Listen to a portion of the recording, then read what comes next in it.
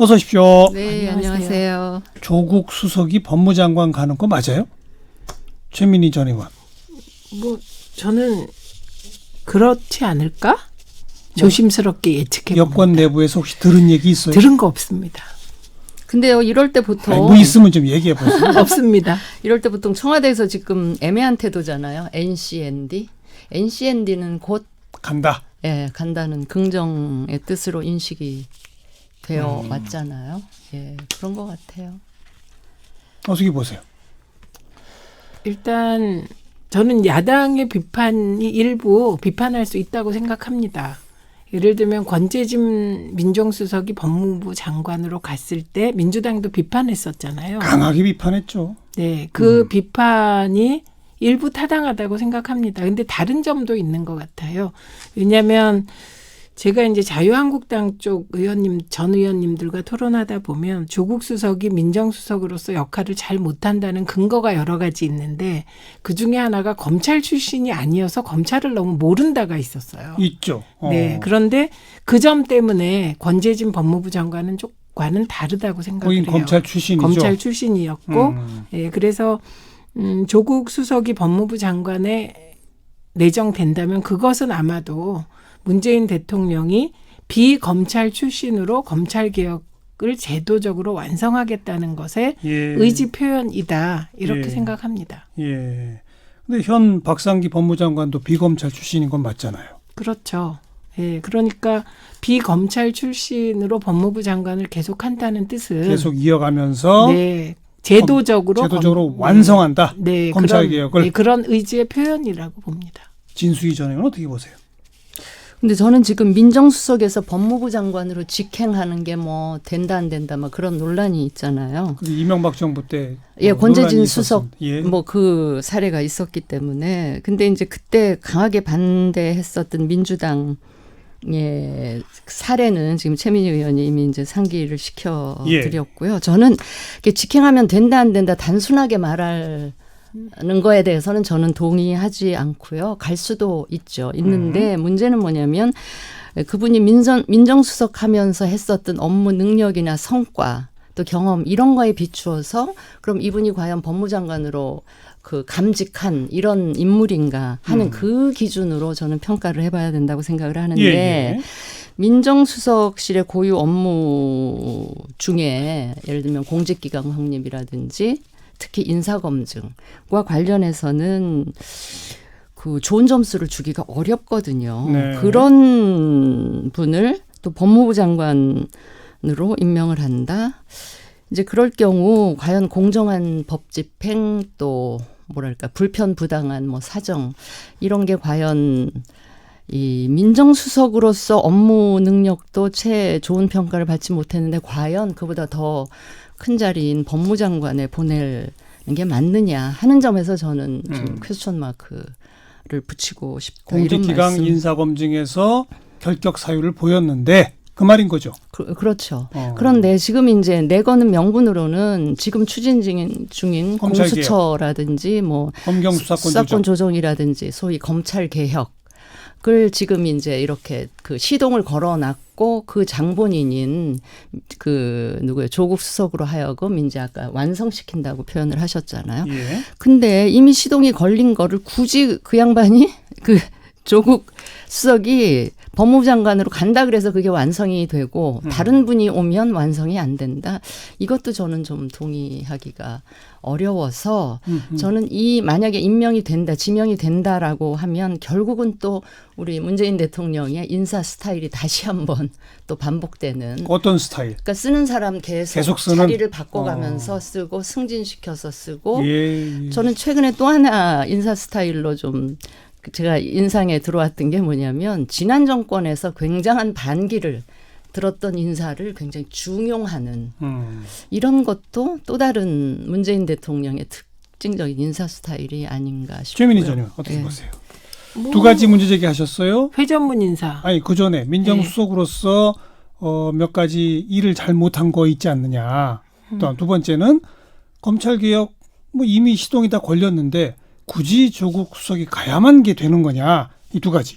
그러니까 민정수석으로서 공직기강을 잘 못했다. 이 부분은 절대적인 기준은 아니고 전 정권과 비교해 볼 때 문재인 정부 들어서의 공직기강이 그 이전보다 더 심했냐? 아닌 것 같습니다. 그래서 그게 결정적인 하자라고 말할 수 없다. 인사검증은요? 두 번째 인사검증의 경우는 이게 지난번에도 이게 논의됐을 때 문재인 정부 청와대가 인사검증을 정무적 판단보다는 시스템으로 하겠다고 했기 때문에 그 시스템에 맞는 정도의 검증이었어요. 정무적 판단의 영역이 넓고 민정수석의 재량권이 넓었을 때 책임을 물을 수 있는데 그래서 저는 문제가 있다면 인사검증 시스템을 바꿔야 한다. 인사위원회 위원장은 비서실장이죠? 비서실장이거든요. 그래서 민정수석이 하는 역할이라는 게 이전 정부에 비해서 제한될 수밖에 없어서 저는 그때도 인사검증 시스템에서 정무적 영역 부분에 민정수석의 역할 부분을 다시 생각해 봐야 된다는 측면이 있다고 얘기했기 때문에 그리고 이런저런 얘기 들어보면 사실은 시스템이 돌아갈 때 그게 긍정성도 있지만 또 놓치는 것도 있다고 생각합니다. 그래서 그거를 조국 수석의 업무 역량이 없다고 그렇게 규정할 수는 없는 상황이라고 봅니다. 그다음에 회전문 인사 경우 있잖아요. 그 전에 그 검찰개혁 완성 꼭 조국 법무장관이어야 하느냐. 네, 이거는 믿고 같이 검찰개혁의 방향을 정하고 추진해 오고 이런 팀이 저는 필요하다고 생각합니다. 그 부분은. 그리고 저는 개인적으로 조국 수석이 우병우 전 수석 같은 유능함. 사실 검찰 내부를 잘 알고 통제할 수 있는 유능함은 없다는 거를 인정해야 될 것 같습니다. 검찰 통제력은 없다? 네, 없어요. 없어 보입니다. 지금까지 보면. 근데 문재인 대통령께서 검찰을 통제한다는 생각이 별로 없기 때문에 오히려 법무부 장관으로서 제도 개혁에 매진할 수 있을 것 같습니다. 그리고 회전문 인사에 대해서. 회전문 인사는 저는 이제 그게 코드 인사하고 비슷한 말이기도 하고 그런데 그건 과거에도 회전문 인사가 계속 있었거든요. 근데 그때도 저게 비판할 일인가? 특히 코드 인사라는 거와 회전문 인사는 맞닿아 있잖아요. 저 부분은 그 자체보다는 과연 법무부 장관이 된 이후에 검찰 개혁을 제도적으로 완수하냐 안 하냐를 보고 판단하면 어떨까 싶습니다. 저는 코드 인사는 반대 안 합니다. 네. 코드 인사는 저는 필요하다고 봐요. 대통령과 국정처력을 공유하는 사람이 같이 국정을 책임지고 가는. 근데 회전문 인사는 달라요. 코드 인사를 하더라도 인재를 폭넓게 코드를 같이 하는 사람이 극소수라는 거는 인재풀이 굉장히 좁다는 그거를 방증하는 거기 때문에 그거는 저는 같이 보기는 힘들고요. 코드 인사를 하더라도 인재를 폭넓게 등용했으면 좋겠다 하는 거고요. 아까 이제 인사 관련해서 시스템으로 진행된다 말씀하셨는데 우리나라가요. 웬만한 부분은 이제 다 규모상 다 웬만한 거는 다 시스템으로 국정 운영이 돌아가요. 그러니까 뭔가 문제가 생겼을 때 그걸 다 시스템 탓으로 돌리면 아무도 책임질 사람을 책임을 물을 수가 없다는 문제가 생기고요.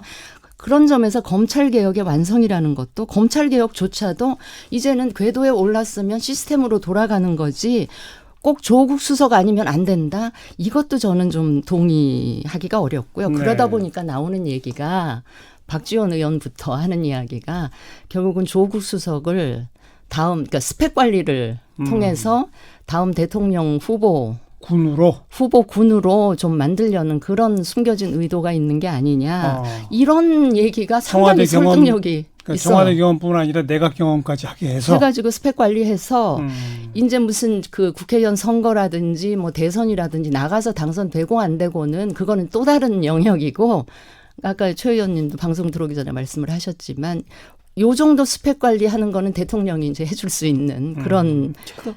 그건 의원님이 말씀하셨고요. 거기까지 스펙 관리를 해 주시려고 대통령이 그 정도로 조국 수석을 예뻐하는, 신뢰하는 게 아닌가 싶어요. 이왕 그 얘기를 하셨으니까 정가 일각에서는 그런 대선을 겨냥한 후보군의 한 명으로까지 부상시키려면 당장 내년 총선에 직접 뛰게 하는 게 오히려 낫지 법무장관은 아무래도 정치적 주목도가 떨어지지 않느냐라는 지적까지 있어요. 그것까지 포함해서 한번 두 분 얘기해 보세요.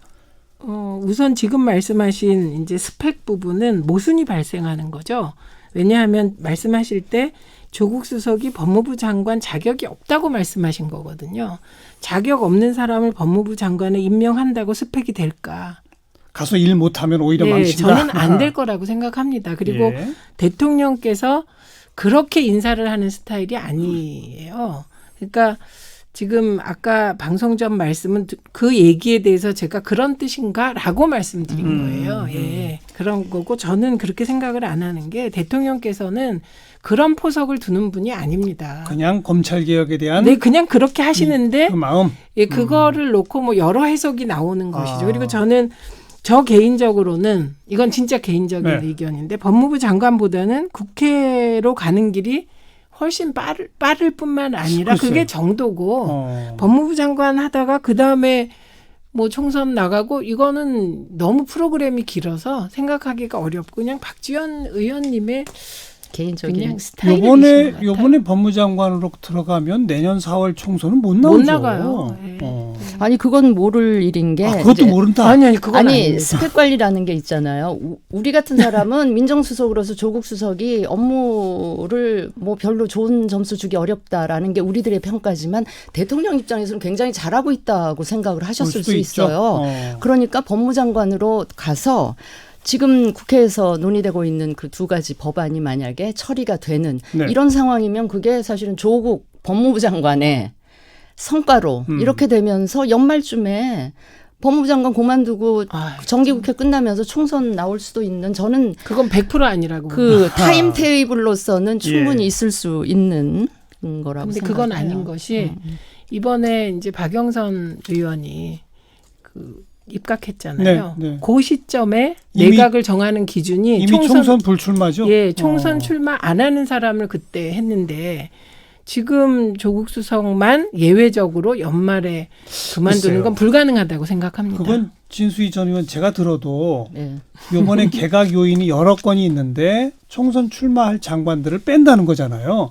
그런데 그 자리에 넣으면서 또 총선 출마 이건 조금 무리가 있을 것 같네요. 네, 그건 아닐 것 그러면 같습니다. 내년 총선 끝나고 뭐 보궐선거 요인이 또 발생할 수도 있고 뭐 보궐선거는 이해가 됩니다. 예. 그렇게 가서 이제 대선까지 끌고 가는 어쨌든 잠룡 후보로 다다익선이잖아요. 어느 네, 정당이든지 네. 대선 후보 잠룡들이 많으면 많을수록 당으로는 좋은 거니까. 근데 이 부분 뭐 그렇게 생각하실 수 있는데 지금 민주당은 잠룡 후보가 많습니다. 이낙연 총리부터 임종석 전 실장에 예. 이재명 지사 그다음에 안 한다고는 하지만 유시민 전 장관부터 많기 때문에 대통령께서는 스타일상 그렇게 하실 것 같지는 않습니다. 그냥 검찰개혁에 관하여 예. 같이 프로그램을 짰고 예. 그걸 가장 잘 이해하고 있고 알겠어요. 예, 검찰 출신이 아니라는 점을 높이 하셨을 근데 것 스타일도요. 같습니다. 대통령이 되기 전하고요. 되시고 난 후에 스타일이 굉장히 근데 이제 달라질 수도 아마도 있어. 그 진수희 전 의원이 오늘 그 점을 강하게 지적은 안 하셨습니다만은 이미 뭐 권재진 민정수석 때 한번 그 논란이 됐던 사안이라서 그걸 이제 정리하고 넘어가셨는데 이번에 윤석열 검찰총장도 대단한 기수 파괴와 함께 후보자로 지금 지명하지 않았습니까? 그리고 또 민정수석이 법무장관으로 간다. 그러면 아마 자유한국당과 같은 야당에서는 검찰 권력 전체를 사유화하는 거 아니냐, 권력이. 이제 아마 이 얘기가 제일 강하게 나올 텐데요. 사유화. 그렇죠. 사유화. 권력이 검찰 권력을 사유화해서 야당 탄압에 나서려고 하는 거 아니냐. 야당으로서는 당연히 뭐 그런 얘기가 강하게 나올 수 있는 나오겠죠. 얘기죠. 네. 그 점은 어떻게 생각하세요? 사유화라는 표현이 뭔지 모르겠습니다. 인사권을 행사하는 거잖아요. 네. 예. 그런데 그 인사권의 대상자인 법무장관과 검찰총장이 문재인 대통령의 코드를 읽고 정치적 검찰이 되는 거 아니냐라는 비판 내지 우려. 그러니까 우선 아까 말씀드렸듯이 조국 수석의 경우 검찰을 장악할 수 없는 경력을 가지고 있잖아요. 못한다. 예, 그래서 그거는 불가능할 해도 것 못한다. 같고 하려고도 생각을 안 할 것 같습니다. 이 부분은 예. 그렇게도 못하고 2년 동안 보면 그거가 아니라고 계속 자유한국당에서 사법고시도 뭐 못 붙은 사람이 뭐 이런 얘기까지 나왔었던 거기 때문에 그건 아니고 윤석열 총장의 경우는 여당 의원들도 껄끄러워하고 사실 두려워하는 마음을 표출한 분도 계시거든요. 예, 그래서 그리고 이거는 권력이라고 봐줄 사람이 아니다. 네, 예, 그리고 실제로 뭐랄까 그러니까 여야 가리지 않고 네, 네, 문제가 네. 되면 다 수사할 사람이라는 정도의 평가는 받고 있는 분이잖아요. 네. 근데 저는 궁금한 게 노무현 대통령 시절에 그 당시 문재인 민정수석을 법무부 장관으로 보내려고 하는 시도를 한번 하신 적이 있어요. 노무현 대통령이. 그럴 때 이제 야당도 극렬하게 반대를 했지만 그때 열린우리당 내부에서도 반대 의견이 만만치 않아서 그냥 안 됐는데 이번에는 민주당 내부에서 이 지금 민정수석에서 이 법무장관으로 조국 수석이 직행하는 이 부분에 대해서 반대 의견이 안 나오고 있는지 그건 좀 제가 되게 궁금하더라고요. 저도 궁금하긴 해요. 근데 당시에 문재인 민정수석의 경우는 어떤 문제가 있었냐면 2004년 총선이 있었습니다. 그때 민주당에선 총선에 험지에 출마해달라고 했어요. 예. 그런데 그걸 거부한 것이 사실 당에서 내적으로 반발을 중요한 불러일으켰나? 요인이었습니다. 그래서 꽃길만 알겠습니다. 걸으려고 하느냐 요거였거든요. 조국 수석 역시 뭐 화제의 인물이라든지. 그 이런저런- 용서받지 못할 부분이 있어요. 뭐요? 학벌도 좋지, 인물도 좋지, 키도 크지, 뭐 집안도 좋지, 뭐 이게 그런 부분도 있습니다. 그건 무슨 말입니까? 너무 많은 걸 갖춰서 많은 쓸데없는 논란도 생기는 측면이 있습니다. 좀. 어쨌든 이제 이번 개각에 관해서는 가장 관심사가 되고 있고 그냥 두 분의 개인 의견 들어보고 싶은 건 이낙연 총리는 이번에 유임입니까? 바뀝니까? 저는 유임될 것 같습니다. 근거는요? 일단 국회 상황이 어려운데 새 총리가 또 청문회 하고 표결까지. 예, 굳이 다시 또 국회와 호흡을 부담된다. 맞추려면 부담돼서 저는 9월 정기국회까지는 하지 않으실까 하는 생각이 듭니다. 진수이잖아요. 아니 그러면 개각은 지금 하고 장관은 바꾸고 총리만 원포인트 개각으로 해서 정기국회 다음번에? 끝나고 또 한다. 그렇지 않을까? 아, 뭐, 그냥 현실적으로요. 저는 잘 모르겠습니다만. 좋습니다. 국회 얘기 자유한국당의 지금의 행동 어떻게 봐야 됩니까? 각 상임위에서 몇몇 상임위는 선별적으로 참여하고 또 어떤 데는 참여하는 건지 안 하는 건지 회의에 왔다가 안 왔다가 그러고 이거 어떻게 봐야 됩니까? 그러니까 저 같은 사람이 보기에도 이건 복귀 안 한 것도 아니고 한 것도 아닌 되게 어정쩡한 상황이라서 이게 한국당에 플러스일 것이 없다. 제1야당으로서 되게 모양 빠지는 이런 상황에 좀 놓여 있는데 그래서 저는 사실은 그 당내에서도 그런 얘기가 나오는 것 같기는 한데 조건 달지 말고요. 그냥 등원. 백지 등원이라고 뭐 당내에서 저는 나오던데. 그 대목이 궁금한 게 네. 불과 한 하루 이틀 사이에 그렇게 당내에서 아니 조건 없이 빨리 등원하는 목소리가 나온다는데 왜 지난번 의원총회에서는 그렇게 일방적으로 부결이 됐을까요? 지금 조건 없는 등원 얘기 나오는 건 그냥 한두 명 극히 소수였던 것 같고요. 저는 나경원 대표가 거의 전격 합의라고 할 만한 합의문에 사인을 했잖아요. 그랬을 때는 사실은 사전에 조금 반발할 만한 강경파 의원들에 대해서 물밑에서 좀 설득도 하고 작업을 했어야 되는데 작업을 한 줄 알았어요. 그리고 이제 이만하면 대강 따라오겠거니 이런 자신감을 가지고 사인하고 의총에 들어갔는데 예. 결과가 이렇게 되고 보니까 저부터도 되게 황당해서 사전에 그런 노력이 없었구나. 없었구나. 그러면 뭘 믿고 저렇게 했을까. 그래서 사실은 저 자신도 좀 이해가 굉장히 안 되는. 그래서 사실은 나경원 대표 한국당 다 모양이 빠져 있잖아요. 그러면 사실은 그냥 들어가는 게 낫다. 그냥 들어가는데 명분 따질 게 뭐 있겠습니까? 조건 따질 게 뭐 있겠어요? 국회의원들이 국회 등원하는데 민생, 국민 여론 이거보다 더한 명분이 어디 있겠어요? 그래서 저는 그냥 지금이라도 들어가서 열심히 지금 각 상임위마다 따져야 될 일들이 한두 많아요. 가지가 아니거든요. 네, 네. 그거 열심히 따지는 걸로 좀 그동안에 마이너스가 있었다면 좀 만회하는 이렇게 가야 되는 게 맞다고 최민희 생각합니다. 전임은 어떻게 보세요? 덧붙일 말이 없습니다. 덧붙일 말이 없다. 들어가서 저는 야당이 제대로 의정 활동을 해줘야 여당이 긴장하고 정부가 긴장하는 것 같거든요. 네. 그러니까 지금 이렇게 파행이 돼도 보좌관들은 열심히 각 그 상임위마다 정부의 자료 요구하고 이런 일을 해야 되지 않을까요? 예. 그 황교안 대표하고 나경원 원내대표 사이는 어떻게 보세요? 이번에 이상한 장면이요. 뭐예요? 의총에서 나경원 대표가 합의를 해갔잖아요. 그런데 반대가 많았잖아요. 근데 사전에 황교안 대표하고는 의논했다는 거잖아요. 네. 그런데 황교안 대표가 가만히 있었다는 거잖아요. 알았다고 얘기했다. 의총 자리에 있었대요? 네. 있었대요? 네, 그랬다는 거잖아요. 아니 의총 자리에도 있었고 네. 합의하고 나서 황교안 대표한테는 원내대표 입장에서 좀 보고 보고를 예. 했죠. 이걸 공유를 했을 때 예. 알겠다 이렇게 얘기를 해서 나 대표는 그냥 동의하는 것으로 받아들였는데 근데 서포트를 안 해준 거죠. 근데 의총 자리에서 계속 반대 의견 나오는데 가만히 있었다? 네, 그 점이 저는 약간 미스테리한 부분이거든요. 왜냐하면 투톱이잖아요. 그 투톱은 갈등하지만 경쟁하지만 동시에 한 배거든요. 아니, 결론을 내릴 때는 같이 해야죠. 그렇죠. 그러니까요. 네, 그런데 그때 이건 이러면 안 되고 이렇게 서포트를 안 하고 가만히 있었다는 부분이 좀 걸리는 부분이죠. 의총 자리에 있었던 건 확인된 겁니까? 의총에는 대표가 꼭 원외라도 갑니다. 대표는 참여를 하시죠. 그래요. 진짜 이상하네요. 좀 네, 이상. 미스테리해요. 그 얘기는 다시 말해서 보고는 받았으나 그 왜 쓸데없이 합의했어? 뭐 이런 겁니까?